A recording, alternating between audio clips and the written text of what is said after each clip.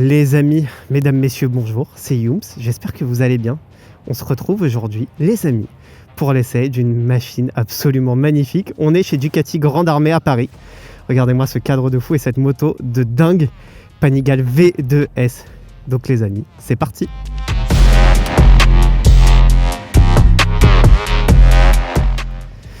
Bon les amis, on va pas trop s'éterniser ici. Je suis très content de vous retrouver aujourd'hui pour l'essai de cette machine incroyable, Panigale V2S. Un grand merci à Ducati Paris de me prêter cette machine. Donc on va se faire un petit tour du propriétaire rapidement. Oh là là, quel monstre qui arrive aussi. Donc Panigale V2S, nouvelle version, 119 chevaux. Le nouveau V2 de chez Ducati, équipé d'étriers de frein Brembo, suspension all-in avant arrière sur la version S. Regardez-moi cette beauté, cette ligne d'échappement qui remonte jusqu'à sous la selle, absolument magnifique. On dirait un V4 avec seulement les petites ailettes en moins. Personnellement, je trouve qu'elle est beaucoup mieux sans les ailettes. On avait déjà essayé le V4 sur la chaîne. Hop, nouveau tableau de bord également. Regardez-moi cette beauté. Oh là là. Les amis, ce que je vous propose, c'est que vu qu'il fait très chaud, on va y aller. Oh, sympa ce petit son de V2. Commande d'embrayage très ferme.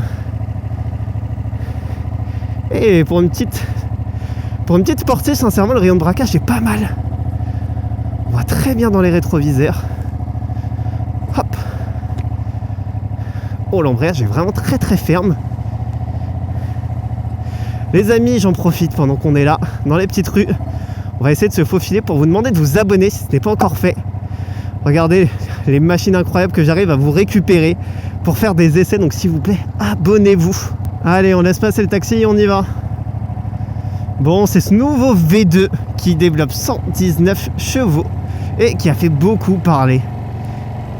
Et sincèrement, j'avais très hâte de l'essayer parce que pour être descendu sur des mid-size avec la MT-09, avec la 990 RCR et maintenant mon Street Triple 765 RS Moto 2, j'avais hâte d'essayer ce nouveau V2 les gars, parce que sincèrement c'est vrai que des puissances situées entre 110 et 130 chevaux, c'est vraiment le meilleur compromis pour la route. Et cette nouvelle moto, elle apporte pas mal de nouveautés quand même, faut le dire, avec son moteur qui est portant, ce nouvel écran, sincèrement il est vraiment pas très grand mais il fait vraiment le taf. Le nouveau shifter. Oh là là, la sonorité elle est incroyable, comment ça ronfle. Oh là là. Oh, cette sonorité quand vous arrivez à 4000 tours, ça fait très plaisir. Oh là là, les pavés par contre là c'est rude. Oh là là, par contre cette moto là, rouge comme ça, Ducati, putain c'est vraiment magnifique. Quand même, le petit détail qu'il faut souligner quand même, et c'est assez rare pour une Ducati, elle a une jauge à essence les gars. Bon, malheureusement, poignée chauffante en option, mais regardez-moi ça là. Oh là là, ce shifter, oh il est tellement réactif, c'est incroyable. Ah, ça fait vraiment très plaisir. Ah, il est largement meilleur que celui que j'ai sur la street. Oh putain, il passe direct. Ah, par contre, quand vous avez une Ducati au feu rouge, les gars, tout le monde vous regarde. Ah, vraiment, c'est des machines exceptionnelles. En termes de hauteur de selle, regardez.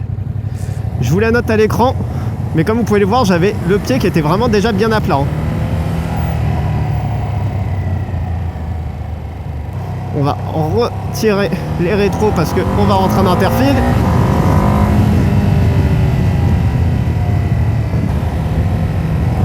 Ce nouveau V2, vous allez le retrouver forcément sur la Street Fighter V2 V2S de 119 chevaux. Vous allez retrouver également sur le Multistrada V2 et également sur le nouveau Monster qui lui aura ce V2 mais qui développera que 110 chevaux.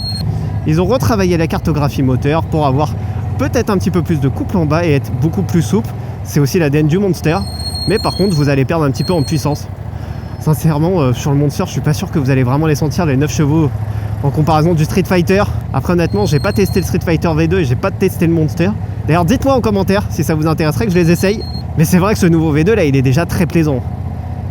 Là on est quasiment à 24 degrés, regardez, on est en interfile. Je roule vraiment quasiment pas, je suis à 15 km/h. Je suis parti il y a déjà un petit peu plus de 5 minutes et ce que je peux vous dire c'est que la moto ne chauffe pas du tout. Et ça pour une Ducati par contre les gars, faut le dire, c'est vraiment une prouesse. Par contre l'embrayage est très dur là, ça me fait mal à la main. On va en profiter d'être à l'arrêt. Regardez-moi ce petit écran. Sincèrement, il est vraiment pas très grand, mais je trouve qu'il montre vraiment tout ce qu'il faut. Vous avez le compte-tour, la vitesse engagée, jauge à essence, les feux qui sont en automatique, la petite horloge avec la température de l'air autour de la moto. Et ce qui est marrant, c'est que vous avez plusieurs affichages. Regardez-moi ça, vous restez appuyé sur la flèche de droite et vous avez des nouveaux écrans qui sont disponibles. Alors celui-là, il va être beaucoup plus typé pour la piste avec l'énorme compte-tour. Mais je trouve ça très très bien que Ducati ait pensé à plusieurs affichages pour sa moto. Que vous soyez en ville pour l'utiliser pour aller au travail, faire des petites courses, que vous soyez le week-end pour souiller un petit peu, ou que vous alliez sur piste, là vous avez vraiment l'affichage qu'il vous faut. Et je trouve ça vraiment très très bien pensé. Par contre, très honnêtement, le levier d'embrayage est tellement dur. Vraiment, j'ai très mal à la main gauche là. Et malheureusement, on a devant nous un RT là qui n'arrive pas à se faufiler, c'est l'enfer. Puis tout à l'heure, il est là. Et il ne veut pas laisser passer les autres, donc bon. On est en train de subir derrière lui. Ce photonote. Ah. Et puis j'ai mon cuir là, je suis en train de cuire de malade là, c'est vraiment le mot pour le dire quoi. Je cuis avec mon cuir, trop marrant dis donc. Voilà monsieur, laissez-nous passer. C'est fort aimable. En ce qui concerne les modes de conduite, vous avez le mode road pour la route que vous pouvez paramétrer, le mode wet qui est pour la pluie, le race qu'on essaiera tout à l'heure et le sport également qui vous donnera, regardez, tous ces petits réglages. Merci. Ils sont là-bas? Je vais l'enlever, merci, c'est gentil. Merci à ce petit monsieur là qui m'a fait la remarque. Malheureusement, j'ai nulle part où m'arrêter, mais le vendeur a oublié de m'enlever le cache-plaque. Donc écoutez, j'espère que je vais pas me faire attraper pour ça. Le vendeur m'a dit qu'il me l'a laissé un bon 3/4 d'heure. J'espère que je vais pas passer tout l'essai dans les bouchons.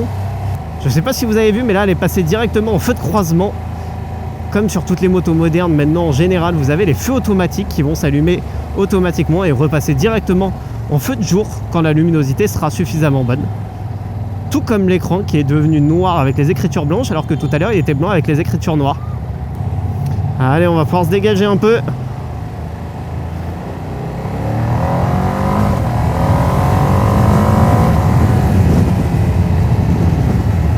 Voilà, ce petit moteur il fonctionne vraiment très très bien. Voilà. On va régler rapidos les rétros. Nickel.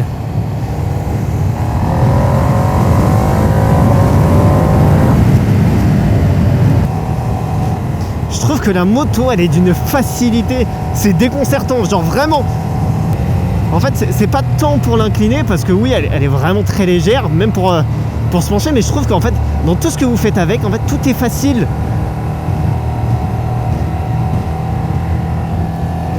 Le shifter même très bas dans les tours il passe. Oh la sonorité, putain c'est gras, c'est tout ce qu'on aime.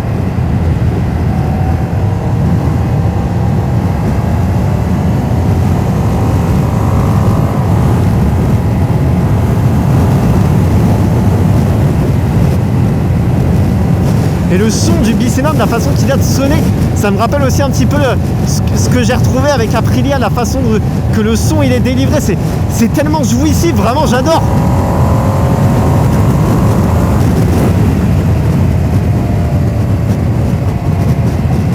Le shifter, que ça soit en descente ou en montée, ça fait longtemps que j'ai pas eu un truc qui passe aussi bien, aussi fluidement.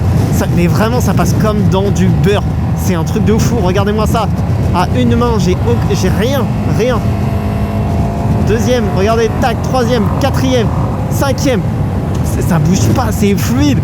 Oh, le travail qui a été fait sur shifter, il est incroyable.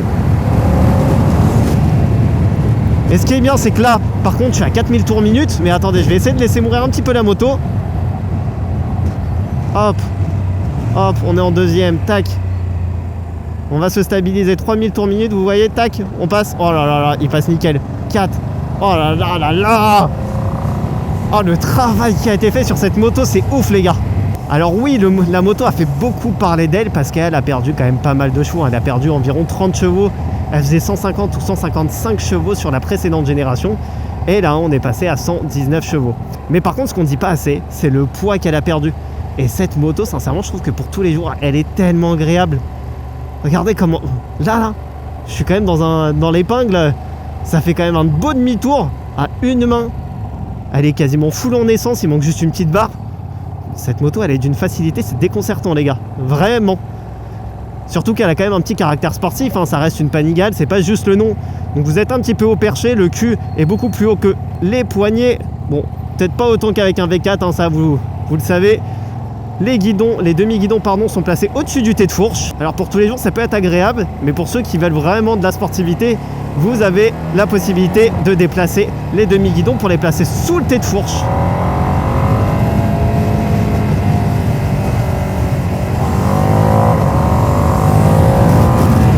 Oh ah oui. Oh là là, qu'est-ce que j'aime ça, putain, c'est bon, hein. Tac, tac. On va se mettre là. Regardez-moi ce POV. POV, vous roulez en Panigale, les gars. Si ça, c'est pas beau.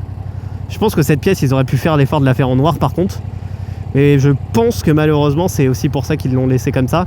C'est que la pièce que vous pouvez acheter en supplément, si vous passez les guidons au-dessus du T de fourche, il est noir. Par contre, le petit reproche un petit peu visuel, c'est, regardez-moi là, tout ce carénage en plastique. Le plastique a pas l'air de très très bonne qualité, hein.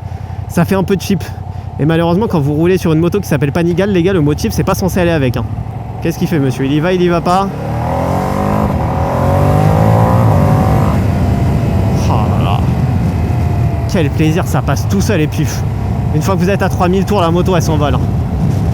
Le rapport poids-puissance, c'est pas le plus incroyable que vous allez retrouver, parce que vous avez des S1000RR, vous avez la Panigale V4, mais pour tous les jours, c'est tellement bien, c'est tellement agréable, ça fonctionne tellement bien. Oh là là. Par contre, il faudra que je pense à m'arrêter parce que je viens de voir la voiture de police municipale.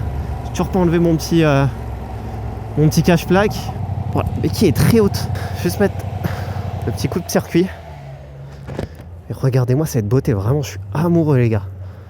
Oh là là, la gueule qu'elle a. Oh, et je trouve que sans les ailerons, elle a tellement une meilleure bouille.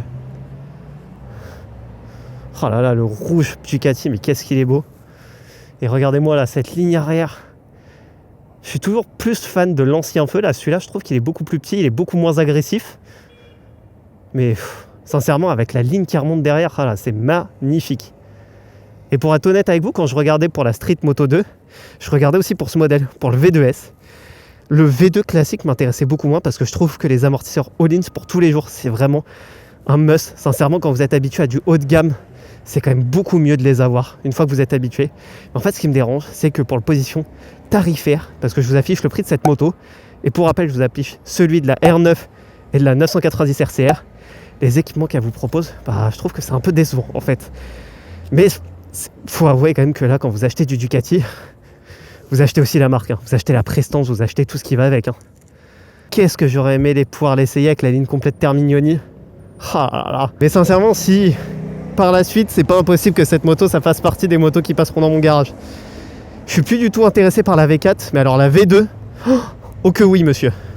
Enfin, c'est pas que je suis pas intéressé par la V4. Qui n'est pas intéressé par une Panigale V4? Mais en fait, pour l'utilité que j'en ai, et par rapport en fait à ce qu'elle vous propose, les hypersports, comme je vous l'ai dit, hein, pour moi, c'est ce qu'il y a de plus beau, c'est ce qui est de plus abouti, mais sincèrement, pour la route, j'en avais absolument pas l'utilité. Et pourquoi prendre un V4 quand vous avez aujourd'hui des motos de 120 chevaux qui sont comme ça en fait? Franchement, c'est magnifique.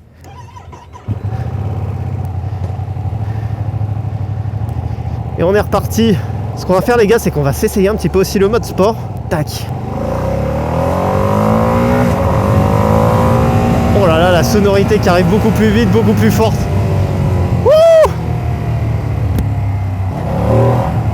On va voir si je peux vous faire écouter ça à l'arrêt. La sonorité, oh oui, ça arrive beaucoup mieux. Après, comme son nom l'indique, hein, c'est le mode sport. C'est le mode du plaisir, les gars. Et je sais que je vous avais déjà posé la question pour vous demander qu'est-ce que vous auriez préféré si vous aviez le budget et que vous vouliez une moto sportive mid-size entre la RCR, la R9 et la Panigale V2. Du coup, celle-ci. Tout en connaissant mon background que j'ai eu avec la RCR. Moi, personnellement, je sais que la RCR sur le papier, c'est la meilleure. Autant sur ce qu'elle va vous proposer en termes d'équipement et par rapport à son placement tarifaire. Mais au vu de tous les soucis que j'ai eu avec, sincèrement, c'est une moto que je regrette d'avoir acheté. Hein. Je vais être honnête avec vous. C'est d'ailleurs pour ça que je l'ai revendue.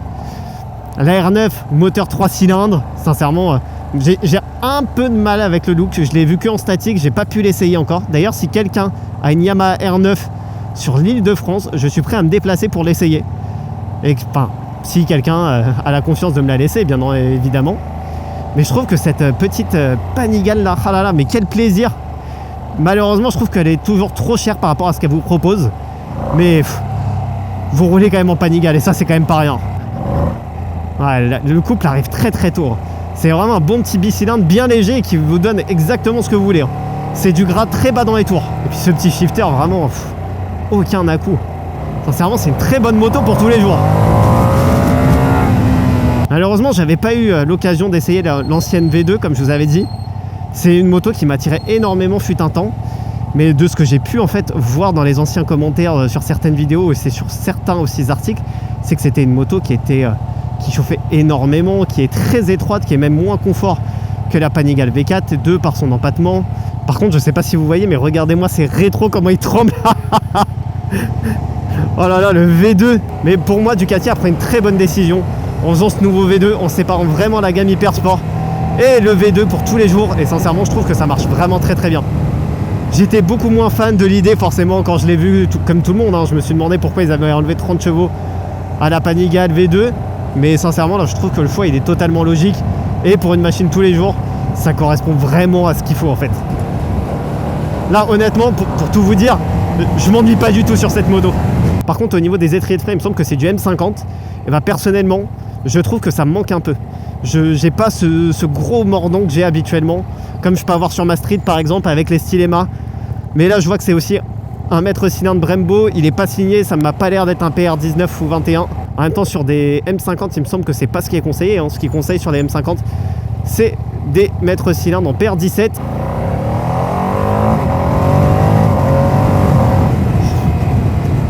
Oh là là, la sonorité, mais tout est excellent. Sauf son prix, malheureusement. Est-ce qu'on n'essayerait pas ça maintenant? Race. Quand on va être comme ça, aïe aïe aïe. Et ce qui est bien, c'est que là, sur le mode race, alors attendez, je vais quand même vérifier au cas où. Mais il me semble pas avoir vu Power, Height. Oui, c'est ça, elle désactive aucune option. Les options sont réglées quand même moins au minimum, mais ça ne désactive rien. Vous n'avez pas de TCS en moins, vous n'avez pas l'ABS qui est déconnecté.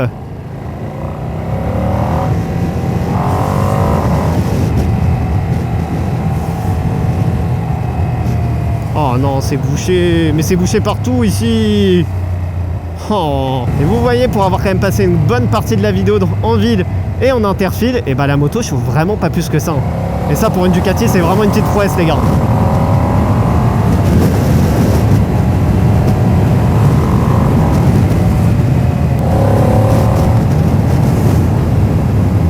En termes de position, je trouve qu'elle est vraiment très agréable. Je me sens pas du tout comme sur une grosse sportive, parce que c'en est pas une. Je trouve que les guidons, en termes de position, écoutez les gars, je trouve qu'elle est vraiment très agréable. J'ai pas mal au dos, j'ai pas mal au poignet. J'ai eu la moto il y a quasiment 1 heure, sincèrement je me sens hyper bien dessus. La bulle elle est pas très grande, mais je reçois aucune turbulence dans la tête.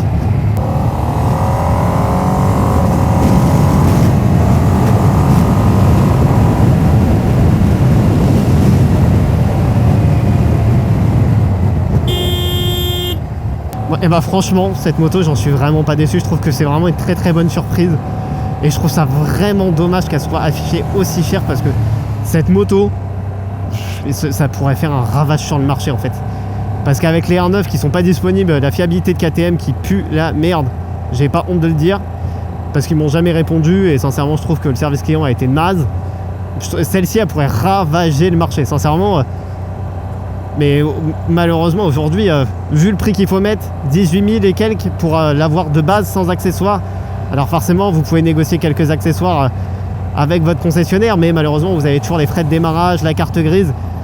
Et ça revient facile à 20 000 euros face à des concurrentes qui sortent à 15-16 000 pour une RCR ou même moins sur une R9. Donc je trouve ça vraiment dommage les gars.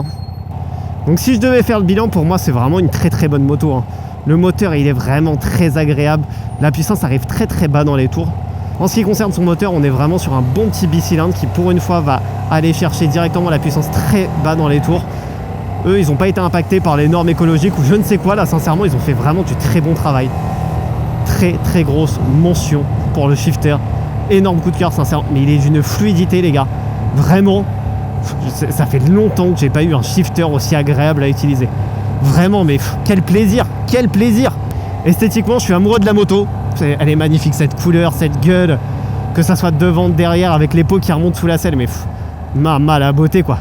Et comme je vous disais tout à l'heure, vous n'êtes pas loin des 20 000 € et vous êtes sur une moto qui vous propose ni le régulateur de vitesse de série, ni les poignées chauffantes. Malheureusement, ça fait vraiment chéros hein, quand même. On va pas se mytho. En termes de partie cycle, sur la S, vous avez tout ce qui est suspension Öhlins, que ça soit à l'avant et à l'arrière. Par contre, comme je vous disais, sur le freinage, je trouve que ça manque un petit peu de mordant. Moi, j'aime vraiment quand ça attaque très fort, très vite. Là, je trouve qu'on ne retrouve pas cette sensation-là. C'est un petit peu dommage. Qu'est-ce que tu fais? Putain, soit tu passes pas. C'est n'importe quoi. Donc dites-moi en commentaire ce que vous pensez de cette petite Panigale V2S. Moi, personnellement, j'ai adoré. Si ce n'est pas encore fait, s'il vous plaît, abonnez-vous. Laissez-moi un petit like et un commentaire pour me dire ce que vous avez pensé de la moto et de la vidéo.